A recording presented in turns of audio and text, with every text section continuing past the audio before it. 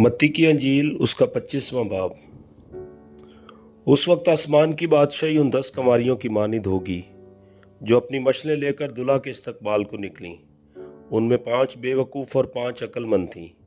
जो बेवकूफ़ थीं उन्होंने अपनी मशलें तो ले लीं मगर तेल अपने साथ ना लिया। मगर अक्लमंदों ने अपनी मशलों के साथ अपनी कुप्पियों में तेल भी ले लिया। और जब दुल्हा ने देर लगाई तो सब ऊँघने लगीं और सो गईं। आधी रात को धूम मिची के देखो दुल्हा आ गया, उसके इस्तकबाल को निकलो।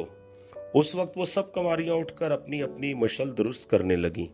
और बेवकूफ़ों ने अक्लमंदों से कहा कि अपने तेल में से कुछ हमको भी दे दो, क्योंकि हमारी मशलें बुझी जाती हैं। अक्लमंदों ने जवाब दिया कि शायद हमारे तुम्हारे दोनों के लिए काफ़ी ना हो। बेहतर ये कि बेचने वालों के पास जाकर अपने वास्ते मोल ले लो। जब वो मोल लेने जा रही थीं तो दुल्हा आ पहुंचा, और जो तैयार थीं वो उसके साथ शादी के जश्न में अंदर चली गईं और दरवाज़ा बंद हो गया। फिर वो बाकी कंवारियां भी आईं और कहने लगीं, ए खुदावंद, हमारे लिए दरवाज़ा खोल दे। उसने जवाब में कहा, मैं तुमसे सच कहता हूं कि मैं तुमको नहीं जानता। बस जागते रहो, क्योंकि तुम ना उस दिन को जानते हो ना उस घड़ी को। क्योंकि ये उस आदमी का सा हाल है जिसने परदेश जाते वक्त अपने घर के नौकरों को बुलाकर अपना माल उनके सुपुर्द किया, और एक को 5 तोड़े दिए, दूसरे को 2 और तीसरे को 1, यानी हर एक को उसकी लियाकत के मुताबिक दिया, और परदेश चला गया। जिसको 5 तोड़े मिले थे उसने फौरन जाकर उनसे लेन देन किया और 5 तोड़े और पैदा कर लिए। इसी तरह जिसे 2 मिले थे उसने भी 2 और कमाए। मगर जिसको 1 मिला था उसने जाकर जमीन खोदी और अपने मालिक का रुपया छुपा दिया। बड़ी मुद्दत के बाद उन नौकरों का मालिक आया और उनसे हिसाब लेने लगा।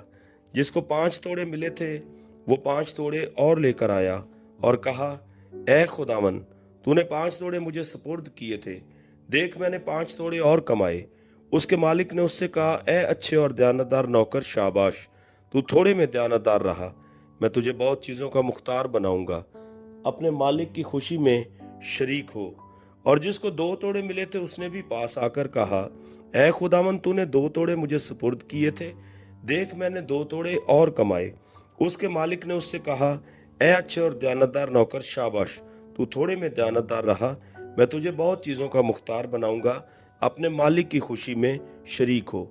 और जिसको 1 तोड़ा मिला था वो भी पास आकर कहने लगा, ए खुदावन, मैं तुझे जानता था कि तू सख्त आदमी है, और जहाँ नहीं बोया वहाँ से काटता है, और जहाँ नहीं बिखेरा वहाँ से जमा करता है।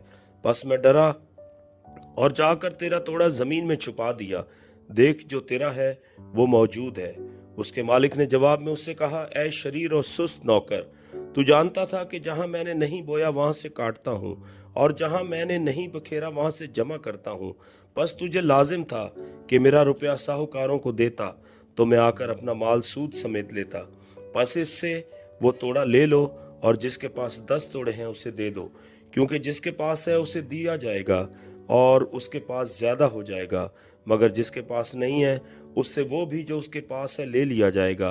और इस निकम्मे नौकर को बाहर अंधेरे में डाल दो, वहां रोना और दांत पीसना होगा।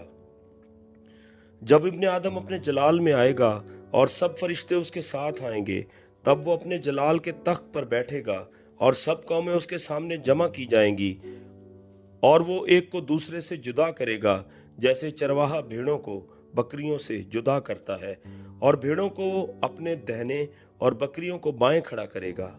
उस वक्त बादशाह अपनी दहनी तरफ वालों से कहेगा, आओ मेरे बाप के मुबारक लोगो, जो बादशाही बनाए आलम से तुम्हारे लिए तैयार की गई है, उसे मिरास में लो।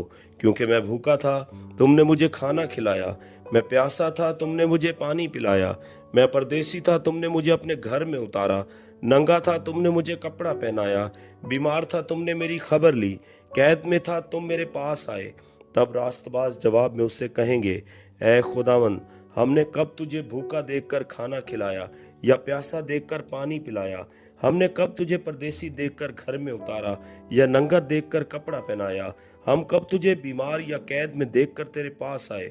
बादशाह जवाब में उनसे कहेगा, मैं तुमसे सच कहता हूं कि जब तुमने मेरे इन सब से छोटे भाइयों में से किसी के साथ ये सलूक किया तुम मेरे ही साथ किया। फिर वो बाएं तरफ वालों से कहेगा, ऐ मलऊनो, मेरे सामने उस हमेशा की आग में चले जाओ जो इब्लीस और उसके फरिश्तों के लिए तैयार की गई है। क्योंकि मैं भूखा था, तुमने मुझे खाना न खिलाया, प्यासा था, तुमने मुझे पानी न पिलाया, परदेसी था, तुमने मुझे घर में न उतारा, नंगा था, तुमने मुझे कपड़ा न पहनाया, बीमार और कैद में था, तुमने मेरी खबर न ली। तब वो भी जवाब में कहेंगे, ऐ खुदावंद, हमने कब तुझे भूखा या प्यासा या परदेसी या नंगा या बीमार या कैद में देखकर तेरी खिदमत न की। उस वक्त वो उनसे जवाब में कहेगा, मैं तुमसे सच कहता हूँ कि जब तुमने इन सब से छोटों में से किसी के साथ ये सलूक ना किया तो मेरे साथ ना किया। और ये हमेशा की सज़ा पाएंगे, मगर रास्तबाज हमेशा की ज़िंदगी।